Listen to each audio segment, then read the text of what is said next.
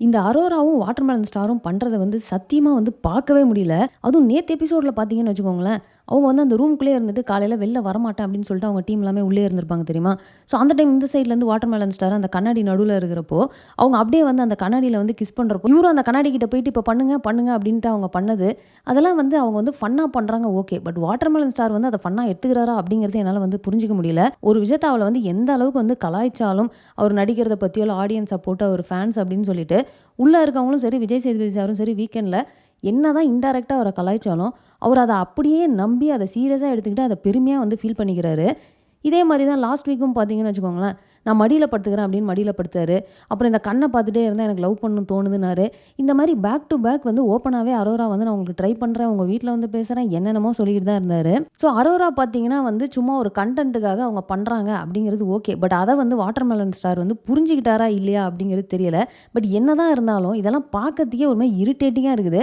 இதுக்கு முன்னாடி வந்த எந்த பிக் பாஸ் சீசன்லயும் பார்த்தீங்கன்னா, இவ்ளோ இந்த எக்ஸ்டென்ட்‌க்கு போய் யாருமே வந்து பண்ணதே கிடையாது. ஸோ நீங்க அத பத்தி என்ன நினைக்கிறீங்க அப்படிங்கிறத மறக்காம கமெண்ட்ல போட்டுருங்க. நேத்து பார்த்தீங்கன்னு வச்சுக்கோங்களேன், வந்த ப்ரோமோஸ்லாம் நீங்க செக் பண்ணீங்கன்னா, ஒரு ப்ரோமோல வந்து வாட்டர்மெலனுக்கும் சபரிக்கும் நடந்த பிரச்சனை ஒண்ணு வந்திருக்கும் சாப்பாடு விஷயத்துல. அடுத்து பார்த்தீங்கன்னா, நம்ம பார்வதி அண்ட் கனிக்கு நடந்த ஒரு பிரச்சனை நடந்திருக்கும். அவங்க கிச்சன் கவுண்டர் மேல ஏறி உட்காந்துருப்பாங்க. அதுல ஒரு பிரச்சனை நடந்திருக்கும். ஆனா நீங்க இன்னைக்கு 1 ஹவர் எபிசோட பார்த்தீங்கன்னு வச்சுக்கோங்களேன், இந்த 2 இன்சிடென்ட்டுமே அதுல இல்லவே இல்லங்க. ஒருவேள நான் தான் மிஸ் பண்ணிட்டேனா அப்படின்னு எனக்கு டவுட்டா இருக்குது. ஏன்னா நேத்து லைவ்ல இந்த 2 விஷயத்தையுமே நான் பார்த்துட்டேன். பட் ப்ரோமோவ பார்த்துட்டு வெறும் 1 ஹவர் எபிசோட பார்க்க வரவங்க, எங்கடா நேத்து நீங்க போட்ட 2 மேட்டருமே இந்த எபிசோட்ல இல்லவே இல்லையே அப்படிங்கிற மாரி தான் யோசிப்பாங்க. இவங்க வந்து மத்தியானம் சாப்பிடுறதுக்கு சாப்பாட வந்து ஒரு கப்ல போட்டு போட்டு எல்லாருக்கும் அளவு போடுறாங்க. இது இப்பன்னு இல்லங்க. எல்லா பிக் பாஸ் சீசன்லயும் பார்த்தீங்கன்னா அப்படிதான் இருக்கும். அண்ட் அதுதான் வந்து ஓரளவுக்கு ஃபேராவும் இருக்கும். ஸோ அது வந்து நம்ம திவாகருக்கு வந்து புடிக்கல. ஸோ அவரு வந்து கையில எக்ஸ்ட்ராவா கொஞ்சம் இப்படி எடுத்து போட்டுறாரு. அதுல தான் பிரச்சனை ஸ்டார்ட் ஆகுது. எல்லாருக்கும் ஒரு அளவுன்னு இருக்கப்போ நீங்க மட்டும் இப்படி போடாதீங்க. எல்லாரும் சாப்பிட்டு போக இருந்துச்சு அப்படின்னா கண்டிப்பா நாங்க தருவோம் அப்படின்னு சொல்றப்போ, நான் ஏன் மிச்சத சாப்பிடணும் அப்படி இப்படின்னு ஒரு பெரிய சண்டை ஒண்ணு நடந்திருக்கும். நெக்ஸ்ட் பார்த்தீங்கன்னா பார்வதி பிரச்சனை. அவங்க என்ன அப்படின்னா அந்த கிச்சன் கவுண்டர் டேபிள் மேல ஏறி உட்கார்ந்திருப்பாங்க. இது 1 வாட்டி 2 வாட்டி இல்ல. நீங்க லைவ் நோட் பண்ணியிருந்தீங்கன்னா, 3 வாட்டி வந்து அவங்க கிட்ட வந்து சொல்லியிருப்பாங்க. 3 டிஃபரெண்ட் டைம்ல இங்க உட்காராதீங்க, பின்னாடி வேலை செஞ்சுட்டு இருக்காங்கன்னுவாங்க. இல்லையே தான் நாங்க சப்பாத்தி மாவுலாம் தேய்ப்போம், வெஜிடபிள்ஸ்லாம் கட் பண்ணுவோம். ஸோ இப்படி உட்காராதீங்க அப்படின்னு சொல்லுவாங்க. ஸோ இது ரிப்பீட்டடா நடந்துட்டே இருக்கும். பட் பார்வதி என்ன அப்படின்னு பார்த்தீங்கன்னா, திரும்பவும் நைட் அது மேல ஏறி உட்காந்துருவாங்க. இதெல்லாம் ஒரு பிரச்சனையாடா அப்படின்னு யோசிக்கிற மாரி தான் ஒரு பாயிண்ட் சொல்லியிருப்பாங்க. இந்த கிச்சன் பார்த்தீங்கன்னா, இவங்க கனி, எஃப்ஜே அப்புறம் பிரவீன் இந்த மாதிரிலாம் சொல்லிட்டு, இது என்ன இவங்களுக்கு மட்டும் சொந்தமான ஏரியாவா? அவங்க மட்டும் தான் இருக்கணுமா? இது என்ன ரெஸ்ட்ரிக்டட் ஏரியாவா? நான் வரக்கூடாதுன்னு சொல்றதுக்கு நீங்க யாரு? அப்படின்னு சொல்லி ஒரு சண்டை ஒண்ணு போட்டுட்டு இருப்பாங்க. இதுல எல்லாரும் பேசி பார்ப்பாங்க. அத்தன பேர் பேசி பார்ப்பாங்க. பொறுமையா அதுவும் நம்ம கேப்டன்னு ஒருத்தர் இருக்காரு தெரியுமா? அவரு ரொம்ப நேரம் பேசுவார். நம்ம பார்வதி பார்த்தீங்கன்னா, அவரு ரொம்ப ஈஸியா மடக்கி 4, 5 கேள்விய கேட்டு அவர் வந்து சைலண்ட் ஆயிருவாரு. நம்ம கனி தான் பார்த்தீங்கன்னா, கடைசியா வந்து பேச ட்ரை பண்ணி அவங்களுமே டென்ஷன் ஆகி, உன்கிட்ட பேசுறதும், இந்த செவுருகிட்ட பேசுறதும் ஒண்ணு தான் அப்படின்னு சொல்லிட்டு அவங்களும் வெளில போயிருவாங்க. பட் இது எல்லாத்துலயுமே பிரச்சனை என்ன தெரியுமா? நம்ம பார்வதி வந்து இப்ப அந்த லக்ஸுரி டீமுக்கு போயிட்டாங்கல்ல, அவங்க வந்து நான் சாப்பிடவே மாட்டேன், நான் சாப்பிடவே மாட்டேன்னு உட்காந்துருப்பாங்க. ஸோ இவங்க எல்லாரும் சாப்பிட்டா தானே அவங்க பிக் பாஸ் டீம்ல சாப்பிட முடியும். ஸோ இந்த பிரச்சனை கடைசி வரைக்கும் போச்சுங்க. அவங்கள சாப்பிட சொல்லி அத்தன பேர் வந்து கன்வின்ஸ் பண்ணி பார்த்தாங்க. என்ன போனாலும் சரி இறங்கி வர மாட்டேன், சாப்பிட மாட்டேன் அப்படிங்கிற மாரி உட்காந்துருந்தாங்க. ஸோ இந்த 2 விஷயத்த பார்த்தீங்கன்னா, உங்களுக்கு அந்த 1 ஹவர் எபிசோட்ல போடவே இல்ல. அண்ட் நெக்ஸ்ட் பார்த்தீங்கன்னு வச்சுக்கோங்களேன், இந்த சாப்பிடுற மேட்ரு. ஸோ அதுல வந்து கிளியரா 2 ரூல் வந்து சொல்லியிருப்பாங்க. அதாவது இந்த லக்ஸுரி டீம் வந்து ஃபர்ஸ்ட்டு வெளிய வந்தா தான் நீங்க வந்து அடுப்பு ஆன் பண்ண முடியும். அதே மாரி அவங்க சாப்பிட்டதுக்கு அப்புறமா தான் நீங்க சாப்பிடணும் அப்படின்னு 2 சொல்லியிருப்பாங்க. சரி ஃபர்ஸ்ட் பாயிண்ட் பிரச்சனை இல்ல. ஏன்னா முன்னாடி நாள் வந்து வெளியில இருந்து சாப்பாடு வந்துருச்சு. ஸோ அத வந்து தண்ணி ஊத்தி காலையில சாப்பிட்டுக்கிறோம் அப்படின்னு அவங்க சொன்னாங்க. ஸோ அவங்க வந்து ஆன் பண்ணி சமைக்க தேவையில்ல. பட் இருந்தாலும் அவங்க சாப்பிட்டதுக்கு அப்புறமா தான் நீங்க சாப்பிடணும் அப்படிங்கிற ஒரு பாயிண்ட் இருக்கு. அதுக்கு இவங்களுக்குள்ளாரையே வந்து நெறைய வந்து லாஜிக் பேசி அவங்களே வந்து அவங்கள கன்வின்ஸ் பண்ணிக்கிட்டு ஆளுக்கு வந்து சாப்பிட ஆரம்பிச்சுடுறாங்க. பிக் பாஸ் சொன்ன ரூல் படி பார்த்தீங்கன்னா, இது வந்து ஒரு விதிமீறல் தான். அப்ப கண்டிப்பா வந்து அவங்களுக்கு அந்த பனிஷ்மெண்ட்ட குடுக்கணும். அந்த பனிஷ்மெண்ட் என்ன அப்படின்னு பார்த்தீங்கன்னா, அந்த கேஸ் கனெக்ஷன வந்து கட் பண்ணிருவாங்க. பட் அந்த மாரியும் எதுவும் பண்ணவே இல்ல. ஸோ இவங்களே வந்து அந்த லக்ஸுரி டீமுக்கு ஒரு பவர் ஒண்ணு குடுக்குறாங்க. அந்த பவர அவங்க யூஸ் பண்ண ட்ரை பண்றாங்க. பட் இருந்தாலும் இந்த பிக் பாஸ் டீம் பார்த்தீங்கன்னா, அசால்ட்டா அவங்களுக்கு வேணும் அப்படிங்கிறத பண்ணிட்டு போயிட்டே இருக்கிறாங்க. ஆனா வீக்கெண்ட்ல பார்த்தீங்கன்னா, உங்களுக்கு ஒரு பவர் குடுத்துருக்காங்க. நீங்க அந்த பவர யூஸ் பண்ணவே மாட்றீங்க. உங்க கையில பவர் இருந்தாலும் பிக் பாஸ் டீம் தான் வந்து உங்கள வச்சு செய்றாங்க அப்படிங்கிற மாரி வேற வந்து சொல்றாங்க. அண்ட் மறுபடியும் பார்த்தீங்கன்னா, உப்பு அள்ளி போட்டாங்க. ஏற்கனவே ஒரு வாட்டி சாப்பாடு விஷயத்துல அந்த மாரி நடந்தது. மறுபடியும் பண்ணாங்க. பட் சபரி பார்த்தீங்கன்னா, இத வந்து லைவ்ல சொல்லியிருப்பாரு. நான் இத வந்து வேஸ்ட் பண்ண போறதில்ல. அந்த சாதத்தெல்லாம் பார்த்தீங்கன்னா, தனியா எடுத்து வச்சுட்டு ஏதோ நான் அத காய வச்சு வத்தலாக்கிடுறேன் அப்படி இப்படின்ற மாரி ஏதோ பேசியிருப்பாரு. சரி ஓகே. அது வரைக்கும் சரி அப்படிங்கிற மாரி தான் இருந்துச்சு. அண்ட் அடுத்து பார்த்தீங்கன்னா, அந்த ஒரு டாஸ்க் ஒண்ணு நடந்திருக்கும். அதாவது இந்த வீடு 2 வீட்டுக்கும் ஸ்வாப் பண்றதுக்கு ஒரு டாஸ்க். 3 பேர் 2 டீம்ல இருந்து அவங்களே யார் வராங்கன்றத சூஸ் பண்ணி அனுப்பணும். ஒரு டாஸ்க் ஒண்ணு விளையாடணும். அதில வந்து பிக் பாஸ் டீம் வின் பண்ணுதா, இல்ல அந்த லக்ஸரி டீம் வின் பண்ணுதா அப்படிங்கிறத வந்து அவங்க பார்ப்பாங்க. So in case luxury team win பண்ணிருச்சு அப்படின்னா, இப்போ இருக்கிற டீம் அப்படியே தான் இருப்பாங்க. எந்த ஸ்வாப்பும் நடக்காது. பட் ஒருவேளை பிக் பாஸ் டீம் வின் பண்ணிட்டாங்க அப்படின்னா, பிக் பாஸ்லேருந்து ஒரு 3 பேர் அங்கேயும், அங்கேருந்து ஒரு 2 பேர் இங்கேயும் ஸ்வாப் ஆகி வரணுங்க. இது என்ன டாஸ்க் அப்படின்னு பார்த்தீங்கன்னா, ஒரு சீனை ப்ளே பண்ணிட்டாங்க. அந்த டயலாகை நீங்கள் மனப்பாடம் பண்ணணும். அதுக்கப்புறமா அதை வந்து உங்களுக்கு மியூட்டில் ப்ளே பண்ணுவாங்க. நீங்கள் அதுக்கு வந்து டப்பிங் கொடுக்கணும். ஸோ இதை பேஸ் பண்ணி வந்து ஸ்கோர் பண்ணணும்.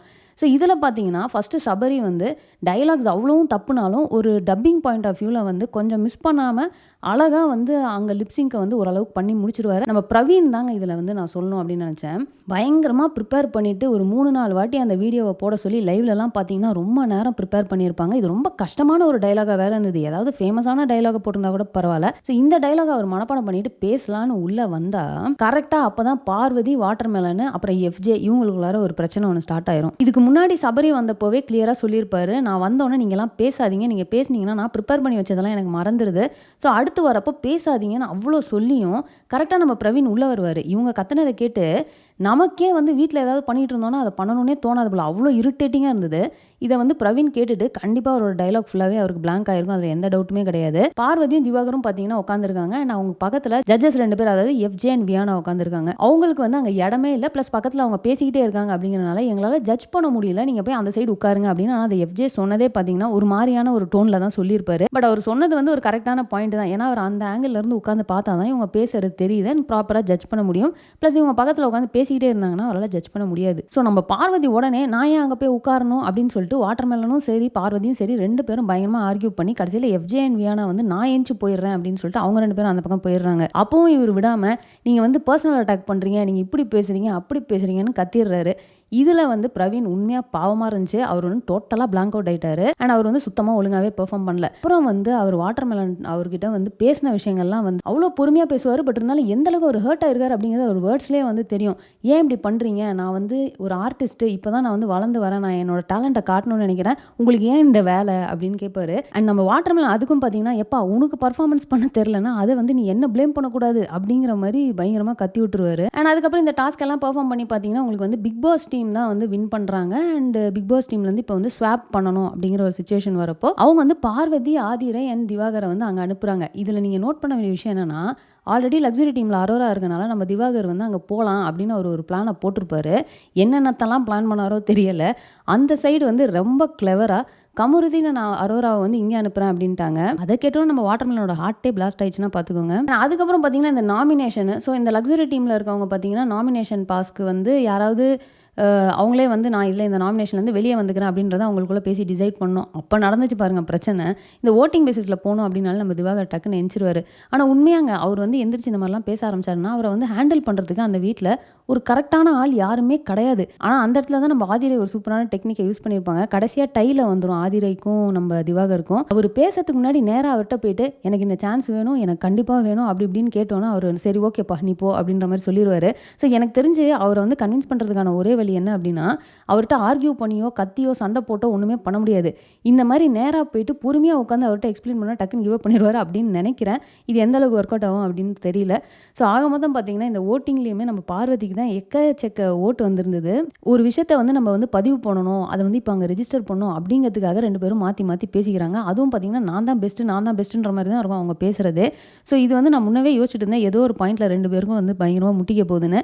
ஸோ அது வந்து நேற்று நடந்தது. ஆனால் பயங்கரமாலாம் முட்டலைங்க, லைட்டாக ஒரு சின்ன பிரச்சனை ஆயிருக்கும். லைவில் நடந்த அளவுக்கு கூட வந்து 1 ஹவர் எபிசோடில் காட்டியிருக்க மாட்டாங்க. ஆனால் அதுலேயுமே நம்ம திவாகர் ரொம்ப தெளிவாக சொல்லியிருப்பாரு, 2 பேருமே ஒரே கேரக்டராக இருந்தால் இதான்ப்பா பிரச்சனை, ஏதாவது ஒரு டைம் இந்த மாதிரி ஆயிருது. ஸோ இது என்ன அப்படின்னு பார்த்தீங்கன்னா, இவங்க பேச ட்ரை பண்ணுறப்போ அவரு கட் பண்ணுறது, நீயே பேசிக்கிட்டு இருக்கக்கூடாது பாரு அப்படின்ட்டு, அதேமாதிரி அவர் பேசிக்கிட்டு இருக்கப்போ நீங்கள் மட்டும் பேசக்கூடாதுன்னு இவங்க கட் பண்ணுறாங்க.